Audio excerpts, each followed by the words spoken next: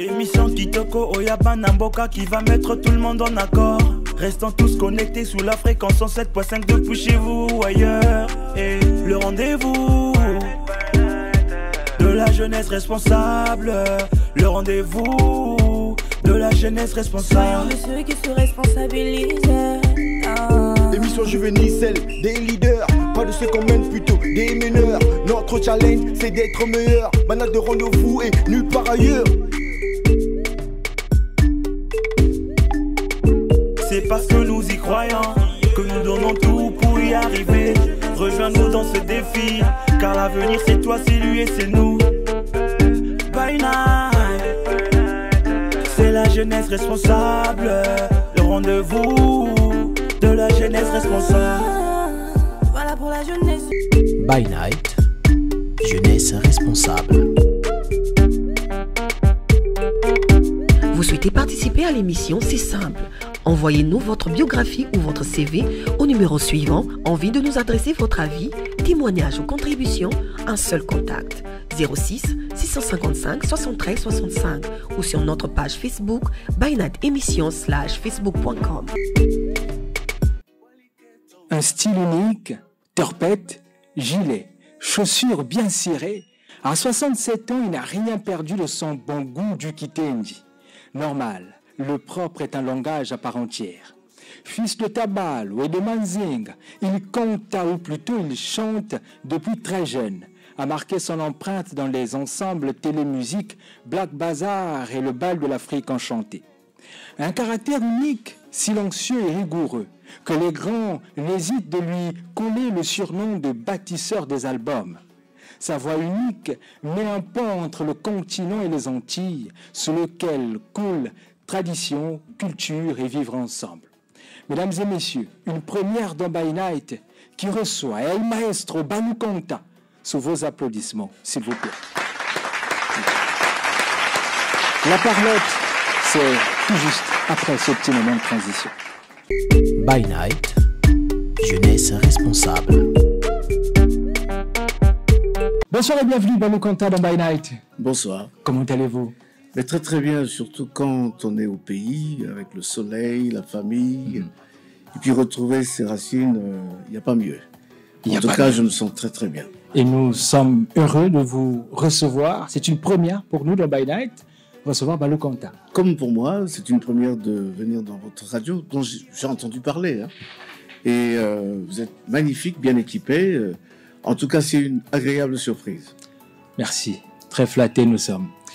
Vous êtes né en 1955 à Pointe-Noire. Votre père, Vincent Balou, fut un percussionniste. Quand vous avez choisi de vous mettre à la guitare, est-ce que vous jouez toujours à cet instrument? Vous savez, jouer à la guitare, c'est un virus qui ne vous quitte jamais. J'ai toujours dit que la guitare était ma première femme. Donc je la joue toujours. En plus d'être chanteur, je suis venu à la chanson en fait après. C'était à l'époque que je jouais à Brazzaville, parce que j'ai beaucoup plus grandi à Brazzaville qu'à Pointe-Noire. Je jouais dans des orchestres amateurs qu'on a créés à Poto-Poto, ensuite au lycée, Chaminade. Je suis l'un des fondateurs du groupe Les Chaminadiens, avec un ami que j'ai retrouvé ici à Pointe-Noire, Justin Obella. Justin Obella, voilà. Et donc, après ça, la musique m'a poursuivi à l'université. Bon, avec Robert Massamba Deba, on a créé les Chanteurs Buta. Et ensuite, quand je voulais venir en Europe, mais ça n'a pas fonctionné. Et puis, on m'a proposé une place au PTT. Et donc, là, la musique m'a encore poursuivi. Et je suis l'un des fondateurs du groupe Télémusique. Exactement, nous en parlerons tout le long de cette émission. Et vous jouez toujours à la guitare, donc? Je joue toujours à la guitare, parce que j'ai commencé par la guitare. C'est un ami, un voisin, qui préparait son bac à Poto-Poto. Et une fois, je l'ai vu jouer, mais j'étais émerveillé par cet instrument.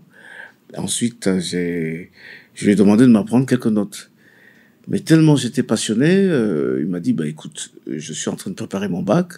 Au lieu que tu viennes me déranger tout le temps, je t'apprends 2 autres accords, mais tu gardes la guitare jusqu'à ce que je passe mon examen. Et j'ai gardé la guitare, et c'est pour vous dire que je n'ai fait que ça, jouer. Je devais partir en vacances à Pointe-Noire. Je refusais d'aller en vacances. Toutes les vacances, je les ai passées à gratter. Voilà. Et c'est comme ça que cette passion s'est enracinée. J'ai abandonné le football pour la guitare, pour la musique. Wow. Voilà. Quoi de mieux? Les vacances, véritable occasion pour vous et vos frères aînés d'assister à ces soirées dédiées à la danse dénommée l'Hélicage. Moi, ça m'a marqué, l'Hélicage. Oui. Alors, racontez-nous un peu ces moments-là, surtout cette danse. Oui, c'est pendant les vacances. Vous êtes au lycée? Oui, j'allais souvent. Mon père m'envoyait souvent dans sa famille à Bilala. J'avais une tante qui habitait là-bas. Et donc, j'avais des cousins, des grands frères. Lorsqu'il y avait le clair de lune, les jeunes se retrouvaient, parce qu'il n'y avait pas de lampadaire, il n'y avait rien, mais dès qu'il y avait le clair de lune, les jeunes se retrouvaient dans un coin avec 3 tambours.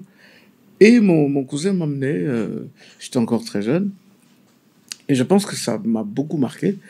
Et c'était justement le rythme, l'hélicage. Et les jeunes chantaient jusqu'au bout de la nuit. Et c'était impressionnant. Et je pense que cela m'a marqué, d'autant plus que mon père, moi, était percussionniste. Voilà. Et donc, je pense que le virus de la musique a commencé à prendre depuis là, je pense. Vous l'avez dit un peu plus haut, avec Robert Massamba Deba, vous allez donc fonder Chantabuita. Oui. Un moment important. Vous êtes au lycée, toujours, parce que vous fondez ce groupe. Qu'est-ce que vous tirez de cette expérience-là? Alors, en fait, nous étions des amateurs qui étaient d'abord des passionnés par la musique, mais on écoutait beaucoup les grands orchestres de la place. Et il y avait 2 écoles. Il y avait l'école de Franco, 3 écoles même. L'école de Franco, l'école de l'African Fiesta, c'est-à-dire Grand Calais, Rochereau, Franco. Et de l'autre côté de la rive, au Congo-Brazza, c'était les Bantous de la capitale. Et évidemment, à côté des Bantous de la capitale, il y avait les Mandou Negro, il y avait SBB. Il y avait Mantalo Coca qui est venu après. L'Orchestre Le Peuple aussi. L'Orchestre Le Peuple qui est venu bien après. Donc, mais il y avait 3 grandes écoles. Et donc, nous essayions de nous faufiler, de trouver un chemin entre ces 3 écoles. Moi, j'étais beaucoup plus fiesta, mais à un moment donné, je suis devenu fan de Franco, parce que j'ai découvert son jeu de guitare qui était absolument exceptionnel. Il connaissait pas beaucoup d'accords, mais il était très inspiré. Il avait réussi à ramener le folklore dans la rumba congolaise. Je pense que c'est ce qui fait qu'aujourd'hui, il a imprimé sa marque dans la rumba congolaise. Quand on écoute Mario, par exemple, quand on écoute Loke Jazz en général, c'est du Franco. Alors, du côté des Bantous de la capitale, je pense que on a eu le système des chanteurs qui avaient des fréquences de voix qui collaient, comme Cosmos et Pamelo, et puis des guitaristes qui essayaient de reproduire des sons de piano, mais en jouant en duo ou en trio, et un soliste qui donnait des sonorités de jazz, comme Jerry Gérard. Et à côté de cela, c'était aussi la période des 45 tours de Yéyé. On a découvert Claude François, Johnny Hallyday, et puis Bob Marley est arrivé. Donc, tout ce patchwork a fait que je me suis imprégné de tout cela, et souvent, j'ai commencé à faire de la variété. Donc, quand j'ai commencé à jouer dans les groupes, j'étais plus guitariste. C'est moi qui démarrais les concerts avec ma guitare et mes effets, et je faisais un peu les chansons... disons, variété. Et je suis venu à la chanson pour une raison simple. C'était dans l'orchestre des Chaminadiens, au lycée Chaminade. Donc chacun devait amener une chanson. Et moi, quand les chanteurs arrivaient avec leurs chansons, moi j'étais prêt à m'en occuper, à ranger. Mais quand c'était mon tour, les chanteurs venaient en retard. Donc, il y avait cette petite farce-là. Voilà. Et moi, j'avais mon petit magnéto comme ça, où je travaillais à la maison, j'enregistrais mes chansons. Et puis, on avait une représentation, une soirée.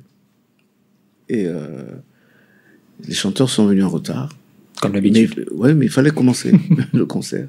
Et puis, le président du groupe, il dit, mais tu avais une chanson que tu avais amenée aux répétitions, mais en attendant que les invités, les chanteurs arrivent, mais là, les gens sont là, il faut faire quelque chose. Et j'ai chanté ma chanson, qui est devenue un tube après. Sambala. Sambala, exact. Là, on est en 1978. 78. Vous n'étiez peut-être pas né. Pas du tout. Pas du tout. On reviendra sur ce titre Sambala. Vous aimez l'école, et la musique aussi, comme 1978. Ouais, on l'a dit, hein. Vous êtes cité parmi ses fondateurs donc, de l'ensemble Télémusique avec Nelly Okemba. Télémusique. Pourquoi Télémusique? Mais parce que c'était les PTT. Moi, je travaillais au service d'abonnement téléphonique. Donc, la plupart des musiciens travaillaient au département de la téléphonie et tout ça. Donc, parce qu'il y avait déjà une équipe. Les PTT avaient une équipe qui s'appelait Télésport. De sport, oui. Voilà, Télésport. Donc, on a mis Télémusique, tout simplement. Vous avez pris Télémusique. Voilà. Un groupe qui fera succès. Oui. Oh, oui. Parce que, justement, ce titre-là, Sambala, c'est une histoire extraordinaire. Nous sommes allés enregistrer... À l'époque, c'était les 45 tours. Vous ne les avez pas connus, vous? Pas du tout. Bon. Il y avait les 45 tours, après, c'est venu les 33 tours, après, c'est les CD digital. Et il y avait d'abord les cassettes entre-temps aussi.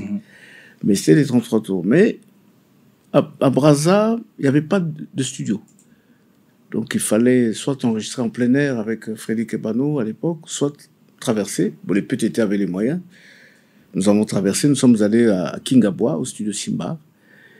Et à l'époque, on enregistrait la face A et la face B d'un seul titre, qu'on sortait en 45 tours.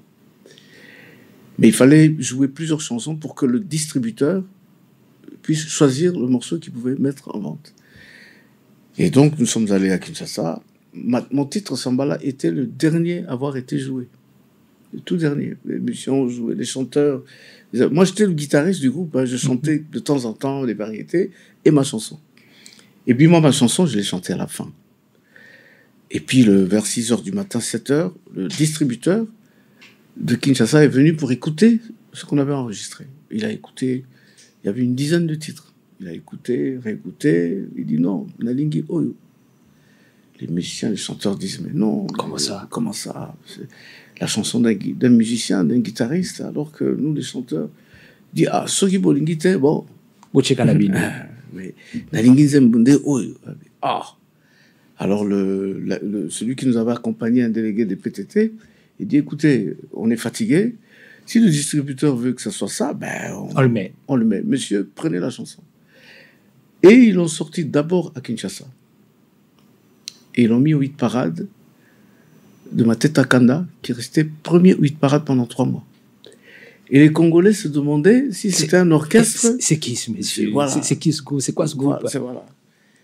Et c'est comme ça que dès qu'ils entendaient le hit parade de Mateta Kanda, numéro 1, Balou Kanta, Télémusique, oh, attends, c'est le même là, c'est le même orchestre, oui. Pendant 3 mois.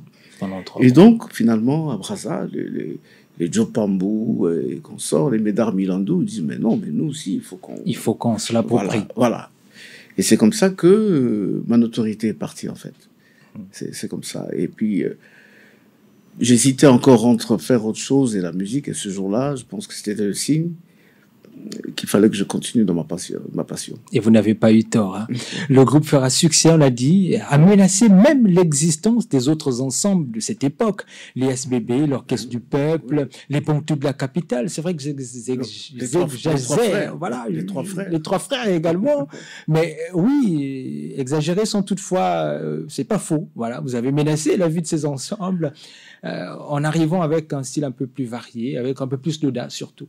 Oui, parce que, bon, moi j'étais toujours en avance, j'avais réfléchi à la situation, parce que c'est même moi qui ai eu l'idée qu'on aille enregistrer à Kinshasa. Parce qu'on était un groupe qui n'était pas connu.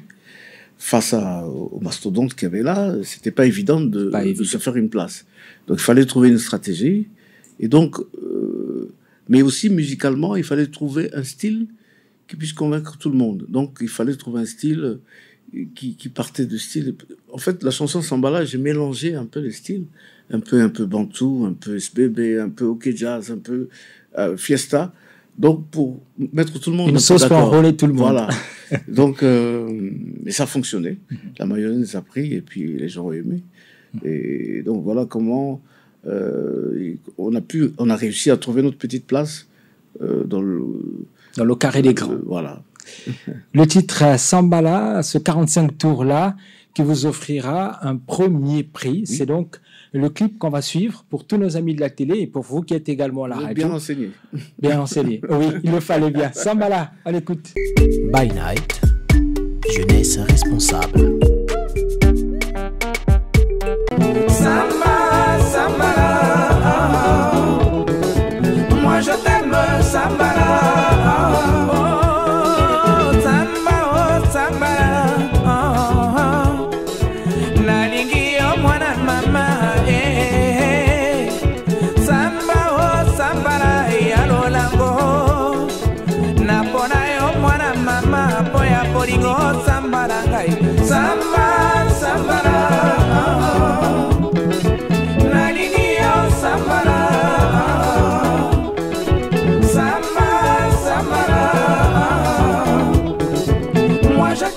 Moi je t'aime, Sambala, le titre, ce titre-là qui va vous offrir votre premier prix. Magnifique moment, vous n'y avez pas pensé, hein, pas du tout. Non, pas du tout. Moi j'étais passionné, j'étais dans ma passion de faire de la musique, d'avancer. Et puis, grâce à Dieu, ce prix m'est tombé sur la tête. Et puis bon, c'était encore un signe du ciel pour peut-être me dire que bon, c'était la voie à suivre. Parce que j'étais dans une période très hésitante. Et puis bon. Mais finalement, en fait, c'est le travail qui paie. Parce que j'étais vraiment à fond. La chose. Et donc, il n'y a pas de secret en fait dans la musique. Hein. C'est, surtout pour les jeunes, il n'y a que le travail. Il faut être passionné, il faut aimer ce qu'on fait, et puis travailler dur sans perdre espoir, et puis il faut y croire. Surtout y croire. Et je pense qu'en préparant cette émission, de grâce, nous sommes tombés sur ce titre, et il y a un clip. Voilà ce qui nous a étonnés, un clip. C'est une nouvelle version, je pense. C'est une nouvelle version. Ça, c'est la version Sambala que j'ai enregistrée quand je suis arrivé en France dans les années 80. Et j'ai trouvé là-bas le grand master Mwana Congo, qui est décédé depuis. Et il y avait un producteur, le même producteur que le grand Pamelo, qui voulait m'enregistrer. Et je lui avais fait écouter justement ce titre. Il m'a dit non, mais il faut qu'on refasse le titre parce que c'est ça, ce titre qui m'a aussi ouvert la voie des Caraïbes. Parce que si vous sentez le rythme, il y a le côté un peu Begin, un peu qui a donné le zouk après. Et donc c'est un titre qui a fonctionné en Martinique, Guadeloupe, en Guyane, dans les Caraïbes. Voilà. C'est fantastique. Ouais. Sambala, merci. Oui, merci. Quand je dis merci, merci pour ces belles sonorités-là. Que vous rappelle l'année 1980? Alors, beaucoup de choses. Beaucoup de choses, je ne sais pas par où commencer. Mais sinon, en 80, je suis en Europe. Exact. Voilà. Exactement, 1980. Vous êtes en Europe. Qu'est-ce qui vous y emmène? Alors, je pense que j'avais déjà fait le tour ici, au niveau de la musique. Mais il est arrivé quelque chose. Je suis venu en Europe enregistrer mon premier 33 tours, parce qu'on était passé de 45 tours au 33 tours. Et là, nous sommes sur combien de tours déjà? Là, c'est le 33 tours. Ça, c'est le 33. Ça, c'est le 33. Donc, vous êtes passé du 45, un peu plus gros. Oui. En fait, il y avait d'abord le 78 tours, qu'écoutaient nos parents avec le gramophone. Il était un peu plus épais, 78 tours, ça s'appelait. Et puis, on est passé au 45 tours, qui était le plus petit, plus condensé. Et on est passé maintenant au 33. Au 33. Tours. Voilà. Celui que nous avons dans notre studio. Voilà. Et donc, on est passé au 33. Et moi, coup sur coup, j'avais sorti des tubes. J'avais fait Sambala. En plus, j'ai fait Bazo, qui était aussi, qui a eu aussi un prix. Donc, j'ai eu 2 prix. 2 années. Dans la même période. Non, au bout de 2 ans. C'est-à-dire, la première année, j'ai un prix. La deuxième année, j'ai un autre prix. Parce qu'on sortait un titre par an. Un titre par an. Voilà. Et donc, l'orchestre devait enregistrer encore. Mais ils m'ont dit, toi, tu as déjà eu 2 prix. Il faut laisser un peu la place aux autres. Voilà. J'ai dit, bon, ok, mais moi, j'ai beaucoup de chansons. Qu'est-ce que j'en fais? Alors que maintenant, à l'époque, on allait en France sans visa. Moi, je suis rentré en France avec la carte d'identité du Congo. Il n'y avait pas besoin de visa. Et il y avait des billets moins chers que Sabena, à l'époque. Ça s'appelait Sabena, des billets jeunes qui étaient à 100 000 francs CFA. Seulement. Oui. On passait par Bruxelles et puis on prenait le train, on était à Paris. J'ai dit, bon, ben, je vais en profiter puisque je travaillais au PTT, j'étais jeune fonctionnaire, je sortais de l'université, j'avais 250 000 francs CFA de l'époque, j'étais célibataire, je dis, bon, pourquoi pas? Puis j'étais célèbre. J'ai dit, je vais faire un tour en France. Je suis allé voir ma famille, et puis je rentre dans le circuit, je rencontre Théo Blaise Concours, là, qui me met un peu dans le rouage. Voilà. Et puis, j'enregistre mes chansons. Là-bas, j'avais la possibilité d'enregistrer plus de chansons, puisque les 33 tours, on pouvait enregistrer 4 titres. 2 titres sur une face et 2 titres sur une autre face. Et même 5. Donc, c'était bénéfique pour moi. Et l'orchestre aussi a enregistré, a fait un 33 tours, sans moi. Parce que pour les raisons que... Exact, que il fallait laisser la place aux autres. Et puis, est-ce que ça vous dérange quand même? Bon, les raisons qu'ils m'ont données... ne tenaient pas? Ne tenaient pas, parce que c'est pas moi qui ai demandé que ces chansons-là deviennent des tubes. On est allé jouer à Kinshasa, le producteur a choisi mes chansons. C'est pas moi qui les ai choisies, je n'ai rien imposé. Donc, moi, je considérais qu'il fallait qu'on me laisse une chance de proposer encore. Mais ils se sont dit, s'il propose encore, on va encore choisir sa chanson. Donc, voilà. J'ai dit, OK. Mais moi, j'avais des chansons, je ne pouvais pas les laisser comme ça. Attendre mon tour, ça allait être... Voilà, je suis venu en France. Et quand je rentre au Congo, l'Orchestre de musique sort son album. Balou Kanta arrive avec son album, Romana, qui fait un carton. Et donc, ça noie un peu la sortie de l'album de Télémusique.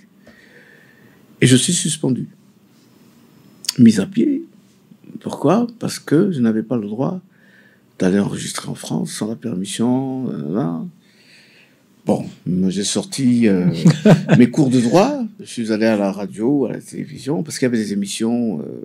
Oui, vous êtes suspendu. Pourquoi? Je dis, mais le contrat qui me lie avec les PTT, c'était un contrat de droit. Mais le contrat qui me liait avec l'Orchestre Télémusique, c'était un contrat de fait. Donc, je ne voyais pas pourquoi on associait mon contrat avec Télémusique avec mon contrat de droit. Parce qu'il n'y a aucun alinéa dans mon contrat qui signifiait que je n'avais pas le droit d'aller en vacances. Je suis allé en vacances puisque je suis parti. J'ai pris mes congés correctement. J'ai payé mon billet. Les chansons sont mes chansons. Là-bas, c'est pas l'Orchestre Télémusique qui a financé. Vous avez tout fait seul. Seul. Je ne comprenais pas pourquoi on devait me suspendre, alors que le contrat que j'ai avec l'orchestre, c'est un contrat de fait. C'est parce que l'orchestre appartient à l'entreprise. Mais dans mon contrat, il n'y a pas cet alinéa. Cet argument-là a fait mouche. Voilà. Et puis bon, je me suis rendu compte que là, les ennuis commencent. À l'époque, c'était le parti unique. Il y a le syndicat qui intervient. Plein, je dis, bon, alors là, ça commence à me fatiguer. Mais entre-temps, quand j'étais en France, j'ai découvert que là-bas, on pouvait faire la musique, mais vraiment tranquillement, avec beaucoup plus de moyens. Et puis, on peut vivre de son métier. Parce que pendant que j'étais là-bas, j'étais sollicité et j'ai fait des séances et je gagnais 4, 5 fois, 6 fois plus que le salaire que je gagnais au PTT. Quelques jours, vous voyez. Quand je suis rentré avec tous ces problèmes-là, bon, je me suis dit, bon... On va casser la baraque. Voilà, j'avais besoin d'un peu plus de liberté, et puis le bureau commençait à me fatiguer. Je pense que je ne suis pas fait pour rester dans un bureau.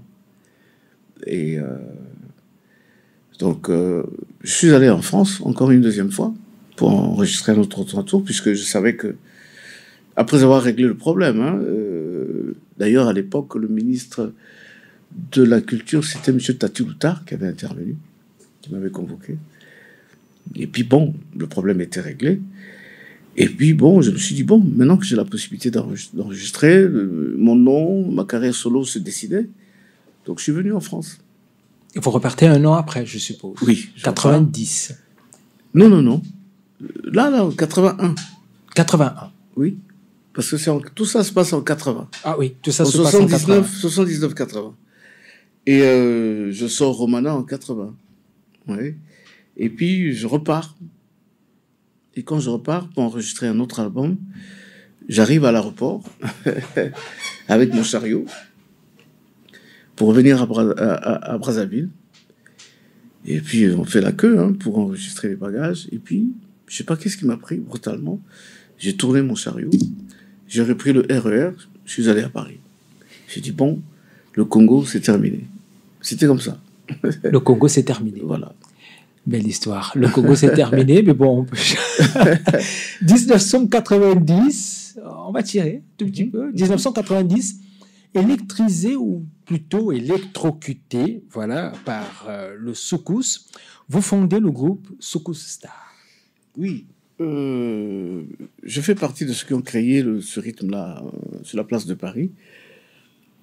Parce qu'on s'est rendu compte dans les soirées, qu'il y avait les étrangers s'intéressaient beaucoup plus. Parce que vous savez, la rumba a deux parties. À l'époque, on l'a joué comme ça. D'ailleurs, j'écoute maintenant beaucoup ça dans les trucs des jeunes ou de la génération de Kofi, machin. J'entends ça aujourd'hui encore. Ça commence par un rythme très lent. Après, ça change de... On change de rythme. Voilà. Et là-bas, on s'était rendu compte que les gens, les étrangers surtout, les whites ou les autres Africains, s'intéressaient beaucoup plus à la deuxième partie. À la partie qui chauffait. Qui chauffait. Et puis on s'est dit, bon, on va enregistrer que ces deuxièmes parties-là. Et c'est comme ça que le soukous... Le soukous naît. Voilà. Et soukous, ça vient de la déformation linguistique du mot secousse.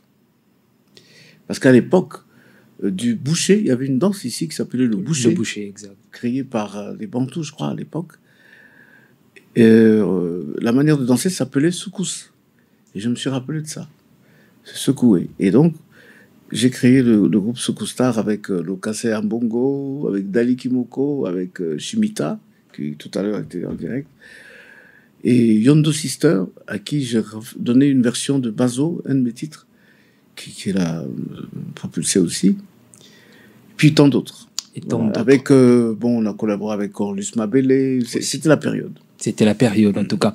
Une autre date importante dans votre carrière, c'est 1997. Vous allez additionner toutes vos rencontres parmi des grands noms tels Manu Dibango, Ray Lema, Papa Wemba, Loka Kanza, Koffi Olomide, Oliver Goma, Sam Mangwana, Théoblès Coucou, Chico Chikaya et bien d'autres encore pour en faire un album que vous allez intituler Rencontre, votre premier album officiellement. L'album rencontre, déjà, les gens que vous avez cités, la liste est beaucoup plus longue. Oui. Déjà, on travaille, on collabore depuis les années 90. Dès que je suis arrivé, je suis rentré dans le circuit, parce qu'en France, là-bas, il faut être compétent. Si on n'est pas compétent, c'est un peu compliqué. Donc, j'ai beaucoup travaillé, et puis j'étais très curieux, je voulais m'améliorer. Donc, j'ai beaucoup travaillé avec le vieux Ray Lema, avec qui je travaille encore. Jusqu'aujourd'hui. Et donc, moi, comme je suis curieux, je suis un aventurier de la musique. Hein, je suis très curieux. Quand nous sommes allés jouer dans les Caraïbes, j'ai découvert un peuple qui était très, très... C'est l'Afrique, en fait. Et puis, j'ai voulu tenter une expérience, enregistrer là-bas, avec des musiciens caribéens. Ça donnait l'album Rencontre. Un magnifique album. Oui. Magnifique, que nous n'avons pas pu trouver, malheureusement. Et bon, je ne sais pas ce qu'on fera. Mais bon, peut-être qu'on vous le jouera plus bas lorsqu'on trouvera. Je pourrais vous donner le lieu où on peut le trouver, ou là je l'enverrai. Oui. Voilà. Très content. Donc, justement, dans cet album, j'ai fait un titre Regina, qui fait un tabac, qui reste 5-6 mois, 8 parades. Là-bas, je pense que c'est un titre qui a aussi influencé beaucoup le zouk aussi. Guadeloupe, Martinique, Guyane, ça reste très, très, très, très longtemps aux 8 parades. D'ailleurs, quand j'arrive là-bas, je parle créole. Quand j'avais besoin de soleil, j'allais là-bas, parce que quand je suis à Fort-de-France, par exemple, j'ai l'impression d'être à Pointe-Noire. Voilà, ou à Pointe-à-Pitre, j'ai l'impression d'être à Pointe-Noire. Et donc, là-bas, je connais la langue, je comprends la langue, mais parce que, justement, c'est la musique qui m'a amené là-bas. Et chaque fois que j'allais là-bas, on me parlait du vieux Essou. On me posait aux Antilles. Oui, parce que le vieux Essou était le premier Congolais avec le Rico Jazz, qui sont allés s'installer là-bas, et qui ont influencé la biguine antillaise qui a amené jusqu'au zouk. Voilà. C'est magnifique. Ouais. Plus pour les autres, peu pour vous-même. Vladimir Canolari, dites-vous que vous êtes un trésor resté longtemps caché. Que répondez-vous à cela? Bon, dans ce métier, j'ai toujours aimé jouer le second rôle parce que je me suis rendu compte que j'apprenais beaucoup plus en, disons, en propulsant, en mettant mon talent au service des autres. Parce que quand on donne, on reçoit. Et c'est le vieux Manu Dibango qui m'a dit une chose que j'ai retenue jusqu'à aujourd'hui. Il a dit que pour rester longtemps dans ce métier, il faut aller vers les autres avec beaucoup d'humilité. Et c'est comme ça que les autres vont s'ouvrir et puis vous donner ce dont vous n'avez pas, vous avez besoin. Et je pense que j'ai appliqué ça à la lettre jusqu'à aujourd'hui. Et j'aime bien m'occuper des autres, bien que bon, ils me donnent aussi. Donc, parce que les arrangements, ça prend du temps. Et c'est passionnant pour moi. Donc j'ai collaboré, par exemple, je me suis occupé des arrangements voix de tous les albums d'Oliver Ngoma. J'ai même chanté là-dedans, tous les background vocals que vous appelez les chœurs. Les chœurs. Parce qu'ici, on a remarqué que quand vous faites les chœurs, vous n'êtes pas considéré. Ou quand vous jouez une percussion, vous n'êtes pas considéré. La star, c'est le chanteur. Voilà. Mais bon, c'est dommage. Parce que ça, c'est le star system. Et moi, star system, je ne sais pas faire. Moi, je suis musicien. Star, c'est un métier. Être musicien, c'est un autre métier. Bon, être star, c'est pas la musique. Tout le monde cherche le buzz, et ainsi de suite. Mais pour durer dans ce métier, il faut avoir de la compétence, il faut travailler. Avoir de la compétence, il faut travailler, vous en avez, puisqu'il faudra attendre 2015 pour que des gens de notre génération découvrent enfin Boboto. Votre deuxième album, vous prenez là le vivre ensemble, l'harmonie, la joie et la paix. Oui, Boboto, c'est un titre que j'ai voulu un peu éclectique, disons un album que j'ai voulu très très éclectique, mais j'ai voulu aussi ouvrir la fenêtre à la musique congolaise, aux autres cultures. Parce que, bon, je n'avais plus rien à prouver au mien, c'est-à-dire au Congo. Donc je voulais ouvrir cette fenêtre-là, mais tout en donnant une coloration latine, en ouvrant au jazz, pour que les latinos, les français, les japonais, toutes les cultures puissent s'identifier à cette musique, même s'ils ne comprennent pas la langue, même si c'est ce que je dis, mais musicalement, que tout le monde se retrouve. Donc, j'aime aller à contre-courant de ce qui se fait. Parce que faire les rumbas tels qu'on les fait aujourd'hui, bon, c'est pas de l'arrogance, hein, que les gens me pardonnent, mais je peux faire 100 titres en une journée avec les 3 accords qui passent. On peut faire 100 titres, je sais pas. Mais je n'arrive pas à faire ça. On les retrouve dans cet album une variété de styles, hein, mais en passant aussi par la rumba dont vous avez cité, magnifiquement chantée en Vili. Oui. C'est ça, avec des titres comme Yalil. Oui, donc j'ai aussi... je suis Vili, fier de l'être. Et donc, je me suis rendu compte que c'est une langue qui est belle, une langue vraiment magnifique. Et je ne comprenais pas pourquoi cette langue était cantonnée dans le rythme traditionnel, dans les veillées, alors qu'on pouvait l'utiliser dans tous les rythmes possibles. Tous les autres rythmes. Voilà. Et ce déclic est arrivé quand j'étais parti en Tanzanie. Et le Swahili sonne comme le Vili. Et j'écoutais les chansons tanzaniennes, le Swahili. Je me dis, mais pourquoi pas essayer de le faire ma langue, puisque ma langue, il y a une similitude avec le Swahili. Et donc par exemple, dans l'album Boboto, j'ai fait Madinina. J'ai commencé à chanter en Vili un peu. J'ai fait juste quelques phrases pour voir ce que ça allait donner. Ce que ça allait donner. Et puis finalement, les gens me demandaient, mais beaucoup de gens de l'autre rive du Congo pensaient que c'était du Swahili que je chantais. En fait, c'est du Vili. Je suis obligé à chaque fois d'expliquer c'est le Vili. Et donc là, d'ailleurs, depuis un certain moment, je m'occupe d'un groupe traditionnel, moderne de Pointe-Noire, qui s'appelle Tchifombe. Exact. Et avec l'appui de mon jeune frère, Mako Soleli, on est en train de faire un travail de fond pour essayer de préserver non seulement la langue, mais la mettre en musique et puis la faire découvrir au monde. Et moi, j'étais très émerveillé hein, quand vous parlez de langue valorisée. Moi, je pense à un autre dans cet album. Ça me fouille un tout petit peu, mais dedans, vous dites « J'ai bluzil, j'ai bluzil ». Oui. Oui. Voilà. Oui, j'ai intitulé le titre Muchach. Muchach. En fait, c'est un titre où je chante seul avec plusieurs voix et que des percussions. Et ce qui était merveilleux, c'est que j'ai fait jouer ces percussions par des Cubains. Des Cubains.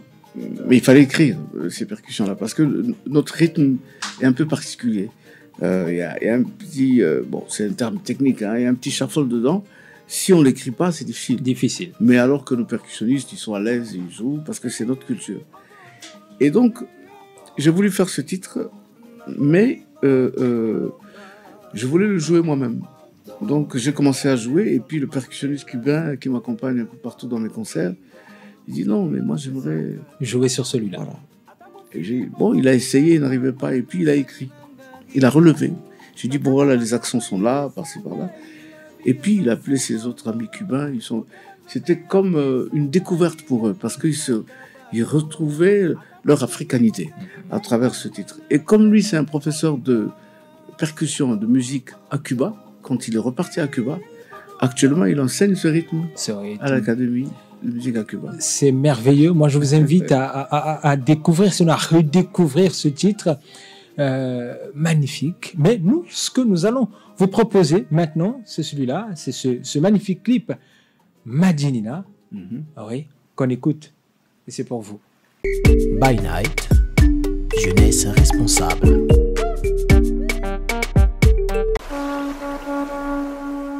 Walbunye feye, walike tombange, walubeneye, fume ibuchinanwe, je yisohola, batiti ko fumile, bunya konsile, wakambongo time, bati bukuru, buya nilikok mubwatu, mi mama ko inkwene, mulikumbi kulane Madinina ko ikulana wayame ya chikumbi mi Madinina man sabu kumasiye Madinina ko ikulana wayame ya chikumbi mi Madinina man sabu kumasiye nje unye feye nje iketombangi chilumtinye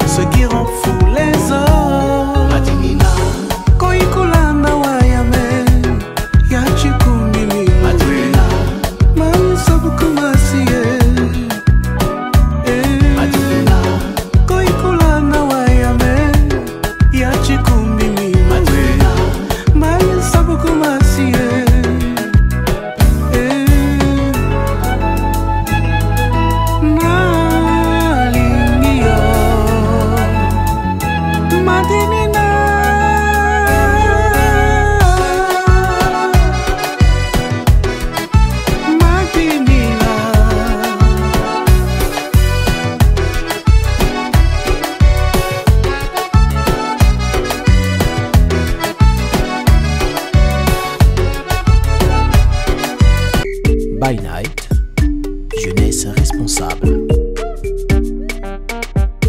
J'espère que vous avez aimé hein, ce titre Madinina, voilà, Madinina, qui était à un certain moment ma sonnerie de téléphone. Magnifique titre, en tout cas, magnifique titre.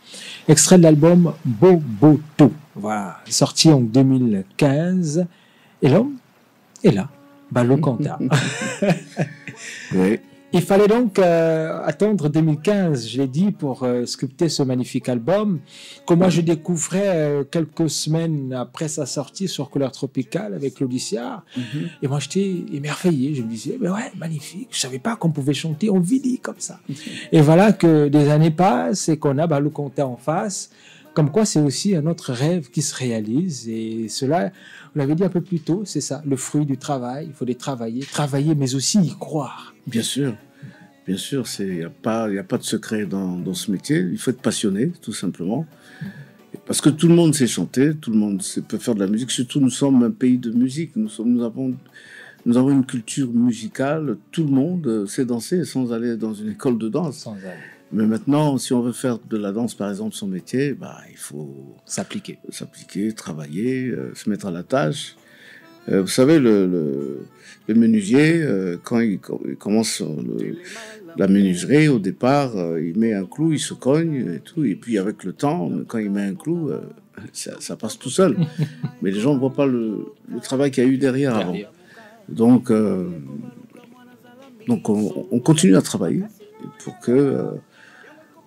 assouvir non seulement cette passion, mais pour faire plaisir aux gens. C'est surtout ça. C'est surtout ça. Et moi, je vous le dis aujourd'hui, moi, quand je vois ce magnifique travail que vous faites, mais derrière, alors j'entends par derrière, quand je vois Jazz Kiff, je vois Ray Lema, je vous vois derrière, je me dis, à 67 ans, sinon même un peu moins, voir Balou Konta derrière Ray Lema, faire le cœur, comme on le dit, on est moins considéré chez nous les gens, on le dit, il ne faut que faire le cœur. Mais c'est un travail de fond, c'est comme un milieu de terrain de le football. Orchestrer tout ça, c'est magnifique. Encore chapeau. Bon, merci beaucoup. Mais les gens, il y a une vision de la musique ici qui est quand même très étonnante. Et bon, j'ai remarqué ici, par exemple, dans un groupe, un percussionniste est aussi important qu'un chanteur ou qu'un soliste. Mais ce que j'ai remarqué ici, par exemple, on met les chanteurs en avant. En avant. Mais le soliste qui fait le travail, on le met derrière. Pas en avant. Donc, il y a un travail peut-être d'information ou de culture. Parce que dans un groupe, souvent ici c'est des groupes, c'est des combos, tout le monde est important. Tout le monde. Vous ne pouvez pas faire un orchestre en se disant que c'est le chanteur qui est... alors que... Et puis, souvent, ils confondent musiciens et chanteurs. Et chanteurs. Alors que c'est deux choses différentes. Il y en a qui arrivent à le faire, comme moi. Je peux chanter et puis jouer d'un instrument. Je combine les deux. Mais il y en a qui ne sont que chanteurs. Ils ne sont pas musiciens. Ils ne peuvent pas arranger de la musique. Même s'ils ont des idées, c'est aux pratiquants qu'on s'adresse pour créer, pour la musique. Par exemple, là, aujourd'hui, la rumba a été inscrite au patrimoine culturel de l'humanité, mais ce sont les politiques qui ont fait ce travail. Mais maintenant, il faut qu'ils se tournent vers ceux qui pratiquent la rumba pour maintenant expliquer la rumba. Expliquer la rumba. Parce que le Congo va devenir un pays d'attraction. Les deux Congos, je veux dire. Parce que tout le monde voudra venir ici pour découvrir cette rumba. Mais où? Quand j'arrive à Pointe-Noire, si j'amène une délégation qui vient des Caraïbes pour écouter de la rumba, où est-ce que je vais les emmener? Il y a pas...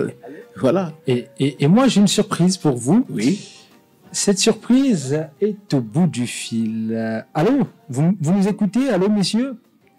Alors, nous avons ce bonheur-là de recevoir Balou Konta à la maison dans By Night. Vous avez une question pour lui? Allô? Une question pour Monsieur Konta Balou. Ah, Balou, hein.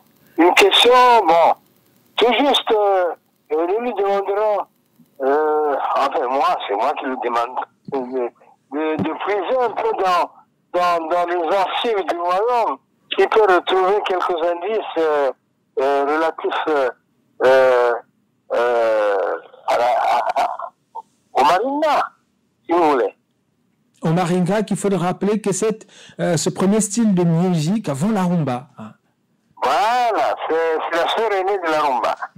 Et ce qui est magnifique, c'est que Balou Konta est désormais engagé aux côtés du royaume, en mode Samoal. Oui, il a un pied dedans parce que il a déjà commencé à réaliser quelques activités culturelles à ce niveau.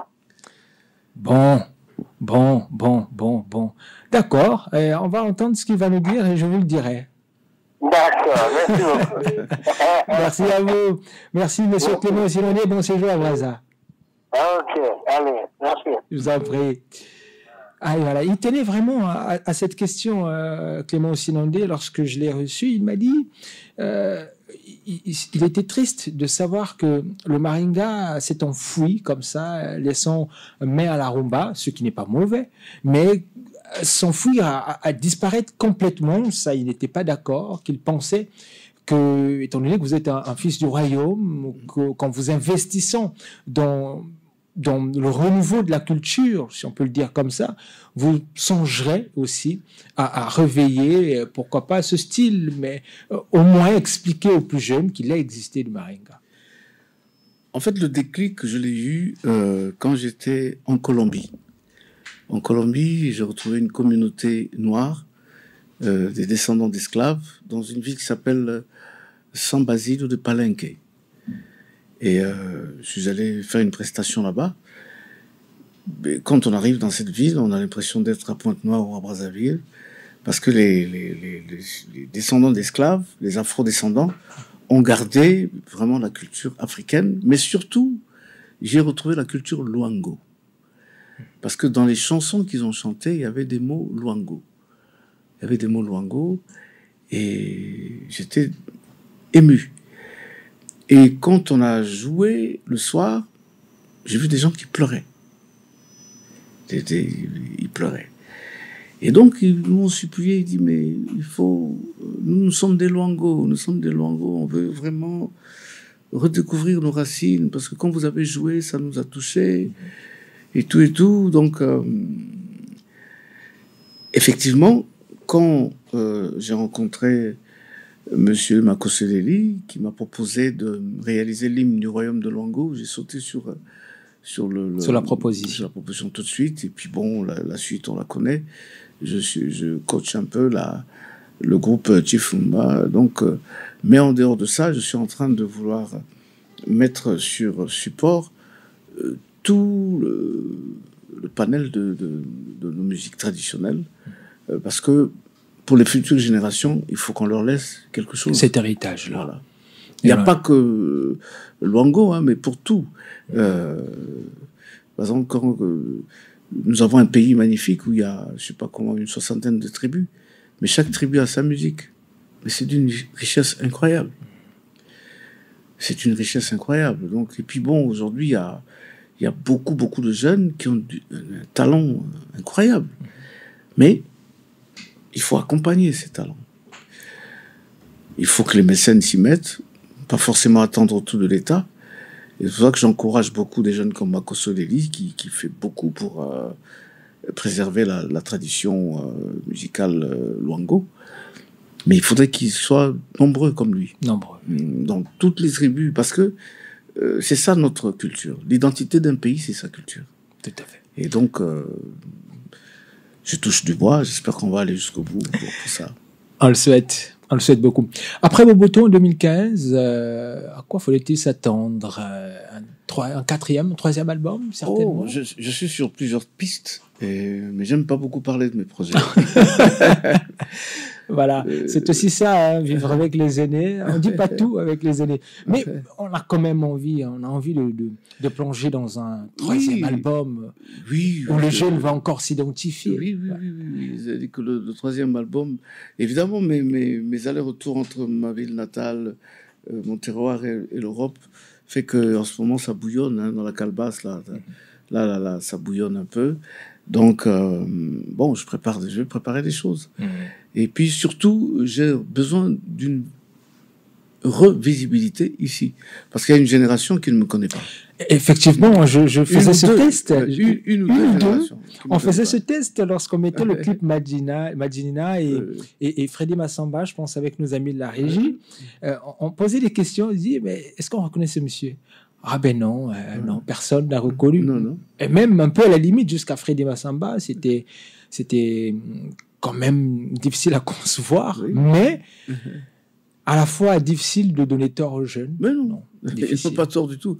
Parce que moi, personnellement, j'avais tourné le dos un peu au pays, parce que, bon, ici, le pouvoir d'achat est faible, les gens n'ont pas les moyens de consommer, et puis, bon, je ne veux pas attaquer le pouvoir, ou je sais pas, la culture, mais on a quand même pas mal de boulot à faire sur le plan culturel.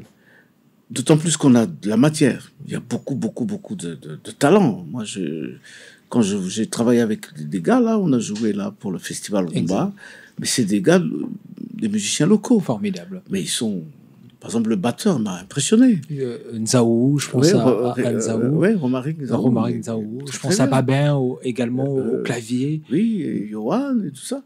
Et c'est des petits jeunes. Et puis en France, là-bas, j'ai beaucoup de jeunes qui sont venus dans les groupes, je sais pas, extra, machin, qui sont restés. Mais je travaille avec certains d'entre eux, mais ils ont beaucoup de talent. Donc, moi, je pense que c'est un pays de musique. Et nous gagnerons beaucoup à mettre beaucoup de moyens sur la culture. Parce que Cuba, la Jamaïque, les Antilles aujourd'hui, Kassav est devenu un patrimoine culturel des Caraïbes, soutenu par le département, parce que il représente... On y avait l'intérêt. Voilà. Aujourd'hui, au Congo, nous avons, par exemple, un grand orchestre qui existe depuis 1959. Les Bantous de la capitale. Donc c'est un patrimoine culturel national, mais qu'il faut préserver de génération en génération, parce qu'il y a un style de musique, il y a quelque chose qu'il faut faire. Ça, c'est mon avis personnel. Bon, maintenant, je ne sais pas pour les autres. Moi, je pense que... Parce qu'à Cuba, il y a des orchestres qui existent depuis les années 50, qui sont là de génération en génération, parce qu'il faut préserver cette culture. Et moi, je pense qu'on a beaucoup à gagner. Aujourd'hui, l'Afrique de l'Ouest, Abidjan est devenue la plaque tournante. Pourquoi? Parce qu'ils mettent les moyens, tout simplement. Et notre musique est pompée. Et parce qu'ils la présentent mieux, ils font de la musique congolaise. Je dis ce que je pense. Hein, quand on écoute le coupé décalé, c'est de la musique congolaise. Quand on écoute le Naija hip-hop, Nigeria, c'est de la musique congolaise. Qu'on le veuille ou non. Bon, mais l'avantage, c'est qu'eux, ils la présentent mieux. Parce qu'ils ont des mécènes, ils ont les moyens. Mais ici, il y a beaucoup de jeunes qui ont beaucoup de talent. Il n'y a pas de salle de répétition pour eux, il n'y a pas de concours. Dernièrement, j'ai entendu un concours, il y a un petit jeune qui a gagné 1 million. André Massamba. Voilà, mais on peut faire mieux. On peut faire mieux. Mais c'est déjà pas mal. Moi, quand j'ai vu ça, j'étais très, très content de savoir qu'il y avait des radios crochets comme ça pour encourager, pour une certaine émulation de la musique. Il faut le faire. Il faut le faire. Ce que j'ai, par exemple, aux Antilles, ce que j'ai vu, par exemple, enfin, j'ai vu beaucoup de choses. Hein. Dans chaque commune, on appellerait ça ici peut-être des quartiers. Des quartiers. Il y a une radio, il y a une télé, et puis il y a des orchestres, il y a de toutes sortes. Et il y a des compétitions chaque année. Hein? Donc, on confronte les orchestres de chaque quartier. Mais même dans le quartier même, il y a des orchestres qui s'affrontent pour sortir un orchestre qui va gagner, qui va aller concourir pour le machin, et puis qui a qu'on est un vainqueur. Mais tout ça, c'est au bénéfice de la culture. Parce que ça génère des talents. Et donc, la musique excelle. Voilà. Donc, aux Antilles, par exemple, aujourd'hui, quand Kassav a mis la barre haut, aujourd'hui, tu peux pas être un mauvais chanteur et puis faire un disque. Ça passe pas. C'est difficile. Mais ça ne passe pas. Parce que, bon, la barre... Et puis, bon, il y a l'Académie de musique, les gens vont à l'école, ils apprennent à écrire la musique. Surtout ça. On en a besoin, parce que ces jeunes, là, déjà la manière dont ils jouent, rien qu'avec le talent naturel, mais si ils ajoutent maintenant... L'enseignement, l'instruction... l'encadrement. Mais je ne vois pas au monde quel est le pays qui peut nous battre, musicalement. C'est signé... Je ne vois pas. Balou, Kanta. Et le jeune en a besoin, on a besoin de ce texte-là. C'est déjà la fin, Balou Kanta. S'il avait un mot... Déjà. S'il avait un mot pour By Night, cette émission qui vous a reçu. En tout cas, je suis déjà agréablement surpris parce que je m'attendais à tout sauf à une réception comme vous me l'avez offerte. Et aussi trouver ce professionnalisme aujourd'hui, parce que bon, avec ce qui se passe dans les réseaux sociaux, ce qui se passe, qu'on entend, je fuis les journalistes parce que j'ai pas envie d'entendre des questions qui ne vous pousse pas bon. Mais là, j'ai trouvé un interlocuteur formidable, un bon journaliste, très intelligent. Et à Pointe-Noire, chez moi, je ne peux qu'être fier de votre radio, la NTI Radio. J'entendais parler, mais là, j'ai touché du doigt. En tout cas, vous êtes formidable. Et je ne manquerai pas de parler de vous partout où je serai. Il fallait rajouter aussi que je suis un enfant de Pointe-Noire. Oh, encore. Et donc, encore. Vili, je vais le dire. En plus. Oh là là. Quoi de mieux? Bon. Mais justement, c'est ça. Il faudrait qu'on se batte culturellement pour préserver notre patrimoine, parce qu'elle est très très riche. Moi, j'ai découvert, je continue à découvrir la puissance de notre culture. Et nous étions un très grand royaume. Et ce n'est que par la culture, par la musique, qu'on peut se rassembler. Parce que j'ai vu les autres, ils ne se gênent pas de chanter dans leur langue. Et moi, j'ai constaté que on se contente de chanter dans leur langue que dans les veillées, dans les fêtes traditionnelles. Mais le Vili peut se chanter en rumba. Peut se chanter en salsa. Peut se chanter en rock. Parce que c'est une langue musicale. Et c'est ce travail-là que j'ai commencé à faire. J'espère le faire bien pour que les générations qui arrivent, des jeunes Vili, puissent chanter aussi en Vili, être fiers de chanter dans leur langue. Parce qu'il y a d'autres tribus qui le font. Voilà. Et nous, derrière également, on espère que nous allons nous impliquer, je pense à journaliste que je suis, dans la recherche, continuer à promouvoir votre travail, c'est déjà quelque chose. Et moi, j'étais très content lorsque je faisais des recherches sur vous, de tomber à chaque fois, de tomber sur des articles signés Clément Ossinondé. Je me suis dit, oui, c'est magnifique, quoi de mieux. Cher aîné, encore une fois, pour ne pas dire cher père, voilà, pour ce magnifique travail. Au moins, on laisse des traces et c'est ce qu'on veut. By Night a reçu Balou Kanta, madame, messieurs. Oui, il faut les parler par ici. Voilà, on a deux caméras à la fois. By Night a reçu Balou Kanta, une longue histoire. Allez, à Pointe-Noire, dans le cadre du festival Rumba un jour, Rumba toujours. Il fallait l'aborder avec beaucoup de manières, voilà, pour que nous l'ayons aujourd'hui ici. Et on l'a fait. C'est quoi de plus heureux? Voilà, quoi de plus heureux? Je ne sais pas si je dois dire le mot de la fin. Oui, mais c'est toi le patron. Hein. En tout cas, moi, tout ce que je peux dire, c'est que je suis très content d'être à la maison et je serai ravi de revenir ici la prochaine fois. Je promets de faire un live en direct pour faire plaisir aux auditeurs et tout ça. Et peut-être revenir aussi avec un nouveau projet. Surtout ça. Voilà. Surtout ça. Revenir avec un nouveau projet. C'est déjà la fin de By Night. Prenez soin de vous, car chaque jour est une vie. Merci à toute cette équipe technique qui m'accompagne tous les jours. Serli HD, Brelmont, je n'oublie pas également Arcy, Renault Viber. Merci à vous. By Night, c'est pour vous que nous faisons tout ça. Madame, messieurs, au revoir. Samba, Samba, moi je t'aime, Samba.